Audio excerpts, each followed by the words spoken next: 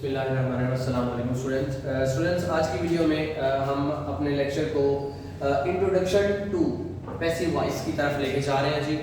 आपको पता है कि 9th क्लास के अभी एग्जाम आने वाले हैं, तो ये जो लेक्चर है आज का मेरा और मज़ीद अगले 3-4 लेक्चर जो हम सारे के सारे पैसिव वॉइस पे बनाएंगे वो बहुत ज़्यादा हेल्पफुल होंगे। ठीक है जी। तो आज हम इसका इंट्रोडक्शन देखते हैं पैसिव वॉइस का। स्टूडेंट्स, हमारे पास दो टर्म्स होती हैं, एक होती है एक्टिव वॉइस और दूसरी टर्म होती है पैसिव वॉइस। इन दोनों में एक को बोलते हैं एक्टिव वॉइस, दूसरी को बोलते हैं पैसिव वॉइस। इन दोनों में स्टूडेंट्स एक स्लाइड सा डिफरेंस है। क्या डिफरेंस है?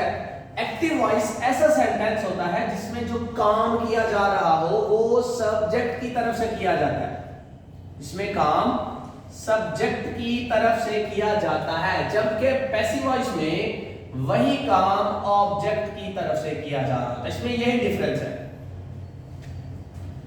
एक्टिव वॉइस में काम सब्जेक्ट की तरफ से किया जा रहा होता है और पैसिव वॉइस में काम ऑब्जेक्ट की तरफ से किया जा रहा होता है। स्टूडेंट्स, हमें पता है हमारे पास टोटल 12 टेंसेस होते हैं। 12 टेंसेस में से सिर्फ 8 टेंसेस ऐसे हैं जिनको हम पैसिव वॉइस में कन्वर्ट कर सकते हैं। ठीक है जी। 8 ऐसे टेंसेस हैं जिनके पैसिव वॉइस बनते हैं। इनमें मैंने लिखे हुए टेंसेस के name present indefinite, past indefinite, future indefinite, present continuous, past continuous, present perfect, past perfect और फ्यूचर परफेक्ट। स्टूडेंट्स, इन 8 टेंसेस को मैंने 2 कैटेगरीज में डिवाइड किया हुआ है। पहली कैटेगरी में मैंने रखे हैं प्रेजेंट इंडेफिनिट को और पास्ट इंडेफिनिट को रखा है, जबकि अगली कैटेगरी में मैंने ये 6 टेंसेस रखे हैं। इनमें फर्क क्या है? स्टूडेंट्स, हमें पता है कि एक सेंटेंस में कंपोनेंट्स मौजूद होते हैं। अगर हम एक्टिव वॉइस की बात करें तो उसमें सब्जेक्ट होता है, हेल्पिंग वर्ब, मेन वर्ब और ऑब्जेक्ट। लेकिन जब हम पैसिव वॉइस की बात करते हैं तो उसमें 2-3 कंपोनेंट्स का इजाफा होता है, जैसे कि बी का इस्तेमाल और बाय का इस्तेमाल। मैंने इन 8 टेंसेस को इन कंपोनेंट्स की बेस पे कैटेगराइज किया है। सवाल यह है कि मैंने इन 8 टेंसेस को किस बेस पे कैटेगराइज किया है? मैंने इन 8 टेंसेस को इन कंपोनेंट्स की बेस पर कैटेगराइज किए। स्टूडेंट्स, ये जो पहले 2 टेंसेस हैं इनमें 5 कंपोनेंट्स इस्तेमाल होते हैं, लेकिन जो अगले 6 हैं इनमें 6 कंपोनेंट्स इस्तेमाल होते हैं।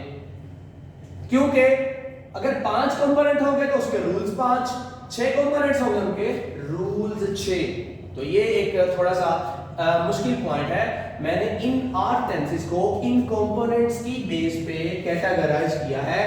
ये 8 टेंसेस की मैंने 2 डिवीजन इनकी बेस पे बनाई है। 2 टेंसेस में पहले 2 टेंसेस में क्या इस्तेमाल होता है? 5 कंपोनेंट, और अगले 6 टेंसेस में 6 कंपोनेंट्स इस्तेमाल होते हैं। एक कंपोनेंट जो पहले 2 टेंसेस में इस्तेमाल नहीं होता वो है बी। स्टूडेंट्स, बज़ाहिर तो बी हमें लगता है कि इनमें इस्तेमाल नहीं होता और सेंटेंस में लिखा भी नहीं जाता, लेकिन इसका इफेक्ट जरूर होता है सेंटेंस पे। लेकिन हम इस बात को नलिफाई कर देते हैं क्योंकि ये थोड़े से एडवांस लेवल का कॉन्सेप्ट है। हम यही कह के चलते हैं कि इसमें बी का इस्तेमाल नहीं होता। मतलब डिफरेंस क्या है? ये जो ऊपर वाले 2 टेंसेस हैं इसमें बी का इस्तेमाल नहीं होता, बाकी सारे कंपोनेंट्स इस्तेमाल होते हैं, जबकि ये जो दूसरे हैं इनमें बी का इस्तेमाल होता है। इसके बाद चलते हैं स्टूडेंट्स अपने रूल्स की तरफ। पहला रूल, अब हमारे पास चूंकि एक एक्टिव वॉइस का सब्जेक्ट सेंटेंस दिया होगा, उसमें सब्जेक्ट होगा, वर्ब होगा और ऑब्जेक्ट होगा, और हमने इसको पैसिव वॉइस में कन्वर्ट करना। सबसे पहला जो काम करेंगे वो हम कंपोनेंट्स की आइडेंटिफिकेशन करेंगे। ये सबसे इंपॉर्टेंट काम है, आइडेंटिफिकेशन। पहचान करेंगे कि सेंटेंस में कौन कौन से कंपोनेंट हैं। जब हम आइडेंटिफिकेशन कर लेंगे उसके बाद हमें पता चल जाएगा कि ये सब्जेक्ट है, ये ऑब्जेक्ट है और ये वर्ब है और वर्ब की कौन सी फॉर्म। सबसे पहले आइडेंटिफाई कर लिया, उसके बाद हम जाते हैं अपने रूल्स की तरफ। सबसे पहला रूल, हमारे पास जो एक्टिव वॉइस का ऑब्जेक्ट दिया होगा, हमारे पास एक्टिव वॉइस का ऑब्जेक्ट दिया होगा, उसको हमने पैसिव वॉइस का सब्जेक्ट बना देना है। मतलब एक्टिव वॉइस के सब्जेक्ट पर जो भी चीज होगी, नाउन होगा, प्रोनाउन होगा, उसको हमने पैसिव बनाने के लिए स्टार्ट में एज अ सब्जेक्ट ले आना है।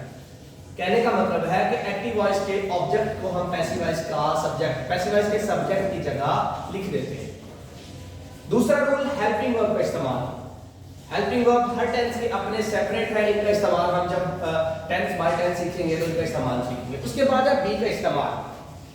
ये वो पॉइंट है जिसकी बेस पे मैंने ये दो कैटेगरीज बनाई है, ठीक है जी। बी का इस्तेमाल ऊपर वाले दो टेंसेस में नहीं होता, लेकिन जो नीचे वाले 6 टेंसेस हैं उसमें बी का इस्तेमाल होता है। नंबर 4 पे है मेन वर्ब का इस्तेमाल। बेटा मेन वर्ब की हमेशा थर्ड फॉर्म इस्तेमाल होगी। पैसिव वॉइस में मेन वर्ब की हमेशा थर्ड फॉर्म इस्तेमाल होगी। उसके बाद है जी बाय का इस्तेमाल, और उसके बाद फिर इस वाले रूल को हम उलट कर देते हैं। हमने ऊपर वाले सेंटेंस में क्या किया, एक्टिव वॉइस के ऑब्जेक्ट को पैसिव का सब्जेक्ट बना दिया। यहाँ उसी रूल को आप उल्टा देना। एक्टिव वॉइस के सब्जेक्ट को हमने पैसिव का क्या बना देना है, ऑब्जेक्ट बना देना। चलिए उसके बाद इन रूल्स को स्टडी करने के बाद हम एक जनरल सा स्ट्रक्चर देखते हैं, ठीक है जी। जनरल सा स्ट्रक्चर क्या होगा, सबसे पहले सब्जेक्ट आएगा। हम पहले ऊपर वाले जो दो टेंसेस हैं उनका स्ट्रक्चर देखते हैं। सबसे पहले सब्जेक्ट होगा, और ये सब्जेक्ट कौन सा होगा, ऑब्जेक्ट ऑफ एवी। एवी से मुराद एक्टिव वॉइस। उसके बाद हमारा कोई ना कोई हेल्पिंग वर्ब होगा। उसके बाद यहां चूंकि बी नहीं होगा तो मैं बी नहीं लिखूंगा। इसके बाद मेन वर्ब की कौन सी फॉर्म आएगी, थर्ड फॉर्म आएगी। उसके बाद बाय का इस्तेमाल होगा। उसके बाद ऑब्जेक्ट आएगा। ये स्टूडेंट्स मैंने पहली कैटेगरी के जो दो टेंसेस हैं उनका स्ट्रक्चर लिखा है। अगर हम दूसरी कैटेगरी के स्ट्रक्चर्स की बात करें तो सबसे पहले क्या आएगा, सब्जेक्ट आएगा। सब्जेक्ट कौन सा होगा, जो एक्टिव वॉइस का ऑब्जेक्ट होगा। इसी तरह उसके बाद हेल्पिंग वर्ब आएगा। उसके बाद बी आ जाएगा। बी का इस्तेमाल होगा। बी की मुख्तलिफ शक्लें हैं, वो हम टेंस की बेस पे बी को इस्तेमाल करते हैं। उसके बाद मेन वर्ब की वैसे ही थर्ड फॉर्म आ जाएगी। उसके बाद बाय का इस्तेमाल आ जाएगा। उसके बाद ऑब्जेक्ट आ जाएगा, और ये ऑब्जेक्ट होगा क्या, ये एक्टिव वॉइस का सब्जेक्ट होगा, सब्जेक्ट ऑफ एक्टिव वॉइस। इस तरह ये स्टूडेंट्स हमारे रूल्स चैनल्स पूरे होते हैं, ठीक है जी। हमने क्या पढ़ा, हमने 8 टेंसेस के पैसिव वॉइस बनते हैं। हमने उनको दो कैटेगरीज में डिवाइड किया। किसकी बेस पर डिवाइड किया, इनके कंपोनेंट्स की बेस पर डिवाइड किया, क्योंकि जो दो ऊपर वाले टेंसेस हैं इसमें 5 कंपोनेंट्स इस्तेमाल होते हैं, और जो नीचे वाले 6 कंपोनेंट्स हैं उसमें 6 टेंसेस हैं उनमें 6 कंपोनेंट्स इस्तेमाल होते हैं। और वही कंपोनेंट्स की बेस पर हम इनके रूल्स बनाते हैं। देखिए अगर बी का इस्तेमाल हुआ है तो उसका रूल आएगा ऑब्वियसली। अगर बी का इस्तेमाल नहीं हो रहा, ऊपर वाले दो टेंसेस का रूल लिखेंगे हम जब नेक्स्ट वीडियो में, तो हम बी का इस्तेमाल नहीं लिखेंगे। तो स्टूडेंट्स ये था हमारा इंट्रोडक्शन टू पैसिव वॉइस, ठीक है जी। नेक्स्ट वीडियो में हम लोग tense by tense active voice को पैसिव वॉइस में कन्वर्ट करेंगे इंशाल्लाह। तो इंशाल्लाह नेक्स्ट वीडियो हमारी जल्दी आएगी। तब तक वस्सलाम।